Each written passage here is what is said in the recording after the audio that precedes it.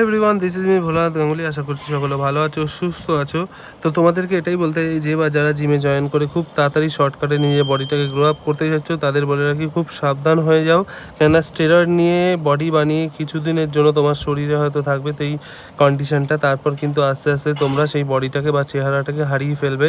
কেননা ন্যাচারালি যেটা পসিবল হয় বা টেকসই হয়, যতদিন ধরে তোমার শরীরে রাখতে চাও রাখতে পারো, কিন্তু স্টেরয়েড নিয়ে কিন্তু তুমি তোমার শরীরের অর্গানগুলোকে আস্তে আস্তে ক্ষতবিক্ষত করে দিচ্ছ ভেতর দিক থেকে।